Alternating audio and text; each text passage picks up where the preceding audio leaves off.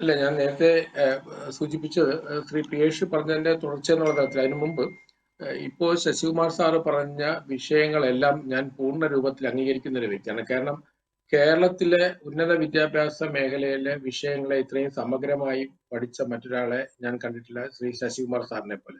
അദ്ദേഹം വളരെ സീരിയസ് ആയിട്ടാണ് പറഞ്ഞത്. ഇവിടെ എന്റെ ഒരു ചെറിയ വിയോജിപ്പ് എന്ന് പറയുന്നത്, കേരളത്തില് ഇതിന് സാഹചര്യം ഒരുക്കുന്നത് നിയമമല്ല, നിയമത്തെ നടപ്പിലാക്കുന്ന രീതിയാണ്. ഉദാഹരണത്തിന് വൈസ് ചാൻസലർമാരെ സെലക്ട് ചെയ്യുമ്പോൾ 3 മുതൽ 5 വരെയുള്ള പാനലിൽ നിന്നാണ് ഒരാളെ സെലക്ട് ചെയ്യേണ്ടത്. പക്ഷേ കേരളത്തിലെ ഇടതുമുന്നണി സർക്കാർ, പിണറായി വിജയൻ സർക്കാർ കഴിഞ്ഞ തവണ ഗവർണർക്ക് കൊടുക്കുന്ന ഒരാളിന്റെ പേരാണ്. അപ്പൊ പിന്നെ ഒരാളിന്റെ പേര് കൊടുക്കുന്നതിനെ നമുക്ക് പാനൽ എന്ന് ഇംഗ്ലീഷ് ഡിക്ഷണറി നോക്കിയാൽ പറയാൻ കഴിയും. ഒരു പേര് കൊടുത്തിട്ട് അത് പാനൽ എന്ന് എങ്ങനെ പറയാൻ കഴിയും?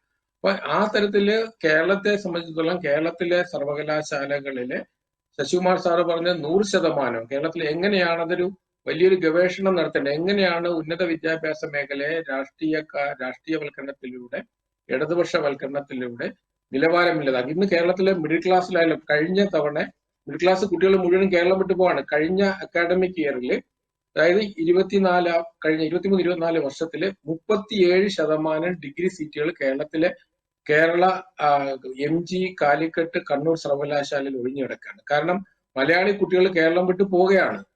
രാജ്യത്തിന് പുറത്തു പോകുന്നതനുസരിച്ച് മറ്റ് സംസ്ഥാനങ്ങളിലേക്ക് വലിയ രീതിയിൽ മിഡിൽ ക്ലാസ് കുട്ടികൾ, ഇപ്പൊ മിഡിൽ ക്ലാസ്സിലും താഴെയുള്ള ആളുകൾ പോലും കേരളം വിട്ടു പോകുന്നു. കാരണം കേരളത്തില് ഒരു വിദ്യാർത്ഥിയെ നമുക്ക് കോൺഫിഡൻസ് ആയിട്ട് ഈ കലാലയത്തിൽ പറയാൻ കഴിയില്ല.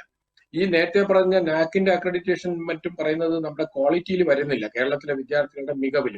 അതേസമയം മലയാളികൾ പുറത്തുപോയി പഠിക്കുന്ന കുട്ടികൾ വളരെ ഉന്നത നിലവാരത്തിലേക്ക് മടങ്ങി വരുന്നതിന് നമ്മൾ കാണുന്നുണ്ട്. പക്ഷെ ഞാൻ ഈ റെഗുലേഷനുമായിട്ട് നമ്മൾ ബന്ധപ്പെട്ട് പറയുമ്പോഴും ദേശീയ വിദ്യാഭ്യാസ നയത്തിന്റെ ഭാഗമായിട്ട് പ്രാദേശിക ഭാഷകൾക്ക് വളരെയധികം ഊന്നൽ കൊടുക്കുന്നുണ്ട്.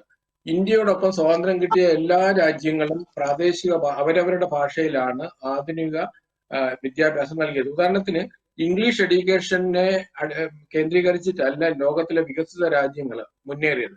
ശാസ്ത്ര സാങ്കേതിക രംഗത്ത് മുന്നിൽ നിൽക്കുന്ന രാജ്യങ്ങളായ Italy, Germany, France, Russia, China, Japan, South Korea തുടങ്ങിയ ഇന്ത്യൻ, ഇസ്രയേൽ ഉൾപ്പെടെയുള്ള രാജ്യങ്ങൾ അവരവരുടെ ഭാഷയിലാണ് ആധുനിക ശാസ്ത്ര സാങ്കേതിക വിദ്യാഭ്യാസം. നമ്മൾ മാത്രമാണ് കൊളോണിയൽ വിദ്യാഭ്യാസ പദ്ധതി അതേപടി പിന്തുടരുന്നത്. അത് തന്നെയാണ് ഇത് ഗാന്ധിജി വളരെ സൂചിപ്പിച്ച കാര്യമാണ്. ഇന്ത്യയിലെ വിദ്യാഭ്യാസ പദ്ധതിയുടെ പ്രധാന കാരണം ഇംഗ്ലീഷാണ് നമ്മുടെ നിലവാരം എന്നുള്ളത് തീരുമാനിച്ചു. അപ്പൊ ആ തരത്തിൽ ഉണ്ടായിരുന്ന ഒരു കാലാവസ്ഥയിൽ നിന്ന് ഗ്രാജുവലായിട്ട് പ്രാദേശിക ഭാഷകളും ദേശീയ ഭാഷയെ അല്ലെങ്കിൽ ഹിന്ദി ഉൾപ്പെടെയുള്ള ഇന്ത്യൻ ലാംഗ്വേജസിന് ഉന്നത വിദ്യാഭ്യാസ രംഗത്തും സാങ്കേതിക വിദ്യാഭ്യാസ രംഗത്തും ഒരുപോലെ ഇപ്പൊ എല്ലാ ഭാഷകളിലേക്കും നമ്മുടെ എല്ലാ പുസ്തകങ്ങളും അതിന്റെ എല്ലാ നോളജും ട്രാൻസ്ലേഷൻ നടക്കുന്ന പ്രോസസ്സ് ഇപ്പൊ നടക്കുകയാണ് കേന്ദ്ര സർക്കാരിന്റെ കീഴിൽ. അതുകൊണ്ട് എല്ലാ പൗരന്മാർക്കും അവരവരെ ഭാഷകളിൽ, അതായത് പ്രധാന 13 ഭാഷകളിലും ഹിന്ദിയിലും ഉൾപ്പെടെ ഇത് അവൈലബിൾ ആവും. അപ്പൊ ആ തരത്തില് ഇത്തരം പുതിയ നയത്തിൽ അതിന് അനുയോജ്യമായ ചില കാര്യങ്ങളുണ്ടെന്നേ ഉള്ളൂ.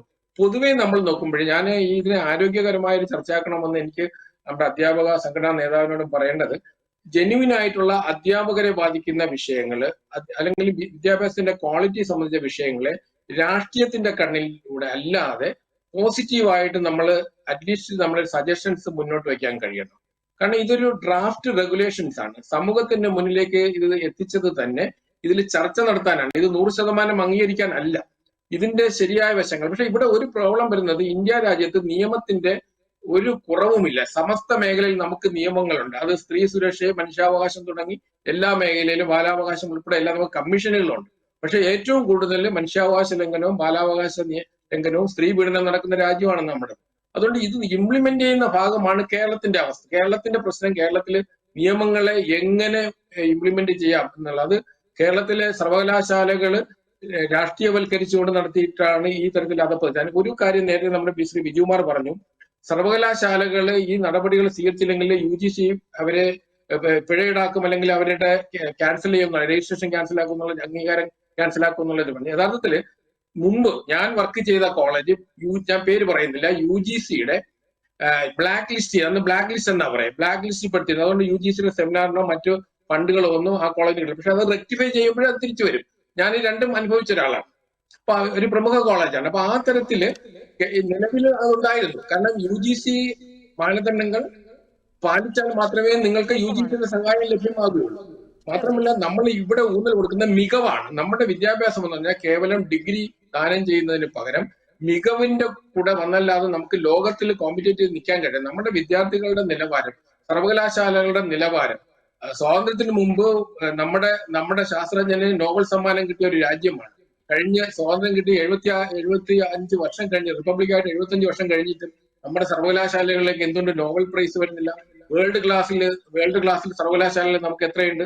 നമ്മുടെ IITയും IIMഉം മാത്രമാണ് ആ ലെവലിലേക്ക് നമ്മൾ ഉയർത്തി കാണിക്കാനുള്ളത്. അപ്പൊ അതുകൊണ്ട് ഇന്ത്യയിലെയും കേരളത്തിലെയും പൊതുവിദ്യാലയങ്ങളുടെ നിലവാരം ഉയർത്തുന്നതിന് ആവശ്യമായിട്ടുള്ള ഒരു പദ്ധതി, അതിന്റെ കരട് ആണ് ഇപ്പൊ ചർച്ച വെച്ചിരിക്കുന്നത്. ഇതിൽ അധ്യാപകരുടെ താല്പര്യമുണ്ട്, വിദ്യാർത്ഥികളുടെ താല്പര്യമുണ്ട്, നിലവാരത്തിന്റെ വിഷയം.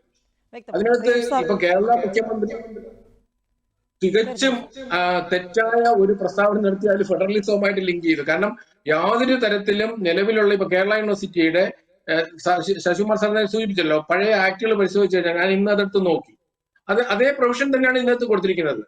അവിടെ ഗവർണർ എന്നുള്ള വേർഡ് പോലും ഉപയോഗിക്കുന്നില്ല. പക്ഷെ ഈ ചാൻസലറെ മാറ്റാനായിട്ട് കേരള ഗവൺമെന്റ് ശ്രമിക്കുകയും അത് എന്തുകൊണ്ട് ചാൻസലർക്ക് ഇടപെടാൻ ഒരു അവസരം കേരളം ഒരുക്കി എന്നുള്ള കാര്യം ചർച്ച ചെയ്യുന്നില്ല. വ്യക്തമാണ് സർ. കേരള ഗവർണർ എടുത്ത നടപടികൾ കോടതി അനുകൂലിച്ചും പലതും കോടതി അത് ശരിവെച്ചും കൂടെ ചെയ്തതാണ്. അപ്പൊ അതുകൊണ്ട് ഇതൊരു കരടാണ്, ആവശ്യമായ പോസിറ്റീവ് ചർച്ചയാണ്.